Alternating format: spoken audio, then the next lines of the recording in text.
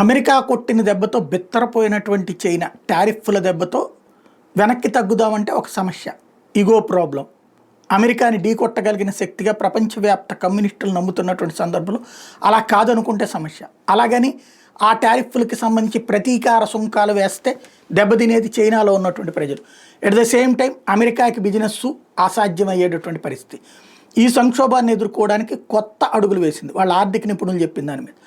వాళ్ళ చైనాకి సంబంధించినటువంటి యువాన్ విలువని తగ్గించడం, వాళ్ళ కరెన్సీ ఏదైతే ఉందో డాలర్తో కంపేర్ చేస్తే ఉండేటటువంటి వాళ్ళ కరెన్సీ వాల్యూని తగ్గించడం అన్నటువంటి కీలకమైనటువంటి నిర్ణయం తీసుకుంది.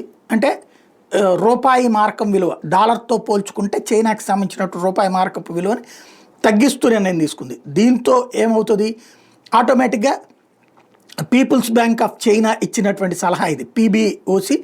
దాని ప్రకారం ఎక్స్చేంజ్ రేట్ని ఆల్రెడీ తగ్గించమని కూడా ఆదేశాలు ఇచ్చేశారు. దీని ప్రకారం ఒక యువాన్ వచ్చేటప్పటికి 7.2 డాలర్తో కంపేర్ చేస్తే 7.2 లెవెల్కి పడిపోతుంది. తద్వారా చైనీస్ ఎక్స్పోర్ట్స్ చీప్ అవుతాయి.